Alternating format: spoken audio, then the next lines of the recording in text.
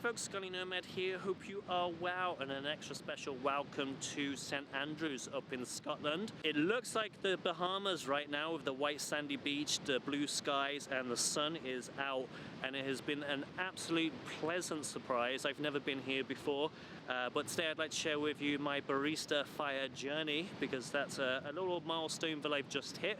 So while I explain what Barista FIRE is and what the FIRE movement is, I'm going to show a few clips and talk a little bit.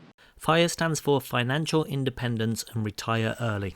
Everybody's income requirements are different. Mine is just £220, and that's for my mooring fees on the boat and my phone bill. And today I'm going to be sharing with you my core portfolio holdings. Perhaps it would be something that you would look into and are interested in. I'm just trying to help people out. But my equity fund and bond funds aren't the only source of passive income, because I do make money off YouTube and I do make money from Amazon. It's definitely been a very difficult journey for me because I am on a low varied income, and before I bought the boat I was in an accident, and basically I got no help from the government or the agency I was working for, and then during lockdown I also got no help, and post lockdown when I had an operation I got no help. So I've been very restricted on my income overall, and my dividends have really helped out along the way. So I'm really far behind what my actual goals are, but I'm just doing the best that I can do with the resources that I have. I really think the best way to retire would be to become as self-sufficient as possible. So at home at my parents, I'm trying to build them a small micro solar system. So you just watching this and liking the video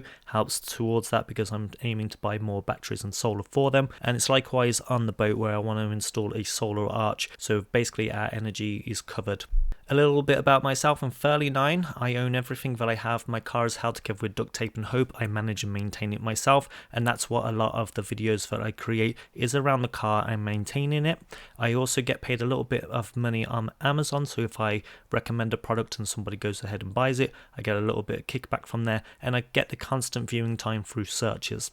I create a mixture of content because I work all over the UK, so it's hard to do a boat tour when you're 450 miles away from the marina.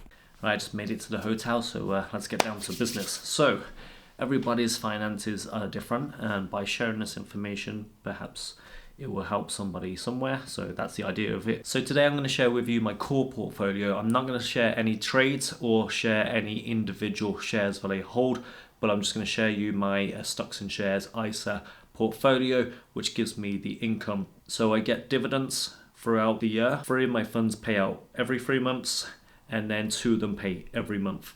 And they're in very different categories. So I have 2 bond funds, which will pay out monthly. So those are a different asset class to the equity funds that I'll go into shortly. This is an overview of the 5 funds that I have. I'm going to use the Vanguard website as an example, and I do have the Vanguard funds, but I do not hold them on the platform directly. And for reference, I make about £20,000 a year, so it's not like I've got a whole bunch of money to throw in, but because I own my own car, I paid cash for it, I manage and maintain it myself. Everything that I have, I front load, so the car insurance, road tax, they're paid in advance.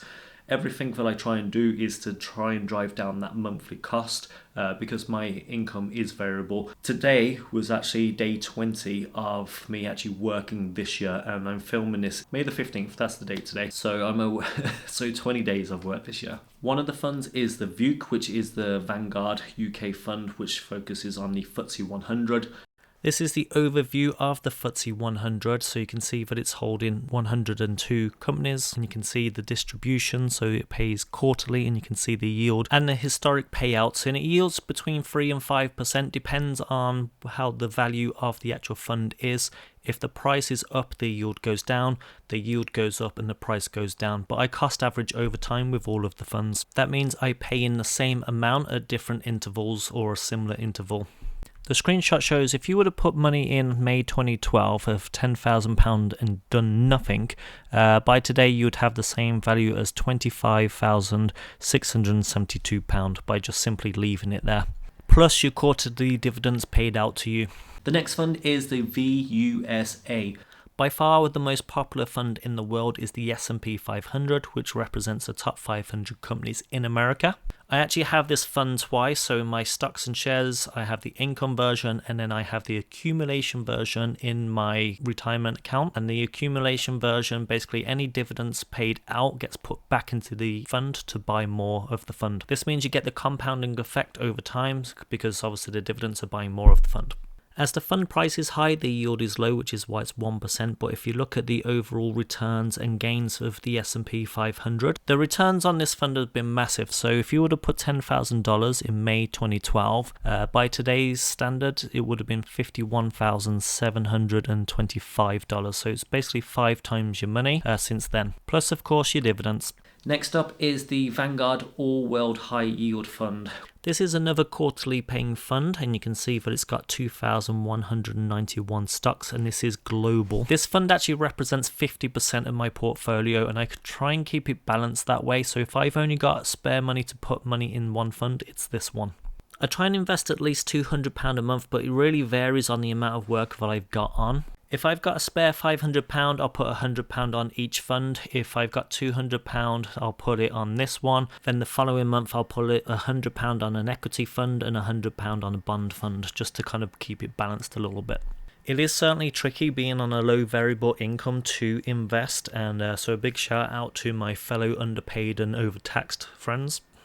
Speaking of tax, so an ISA is not a savings account, it is a tax wrapper to stop you basically paying too much tax, but the rules change all of the time. You used to be able to earn £2,000 in dividend income, now it's down to £500. Speaking of tax, so I've been building it up on my own solar system to cut energy costs down. Income is always taxed, whereas if you're creating things and doing your stuff yourself, it means there's no financial transaction, so that you could save yourself a little bit of money doing this. On my channel, I do have a video around my £1,000 solar setup, which is 3 large panels and an all-in-one power station, and just demonstrating what it can do and save you money.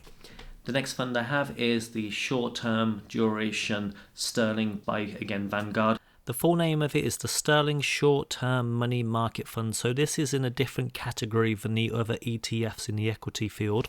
In a nutshell, it buys short-term government debt. Money market funds and bond funds tend to give you a bit more stability, so the older you are, the more allocation of capital you want towards these, because you can have stock market crashes, and these are meant to kind of give you balance. With lower risk, you get lower rewards in theory, and these tend to be tied to interest rates. So following on from the sterling bonds in a similar way, but with the US Treasuries. So again, it pays monthly and it is interest rate based. So the US Treasury bonds are effectively you're borrowing money to the US government, aka the people with the world money printer. The US Treasuries, or T-bills, they tend to be the most liquid asset in the world. Countries, pensions, they all hold these T-bills. The interest rates fluctuate over time, and they have both short and long-term bond holdings. But again, the idea is you're building up a monthly income from them. Usually my portfolio is 80-20, so 80% ETFs with the equities and 20% between the short-term sterling and T-bills. However, because I just bought a load, it's basically 40% of my portfolio right now. I'm not really a trader, so I just buy and hold, but let me share with you a few trades.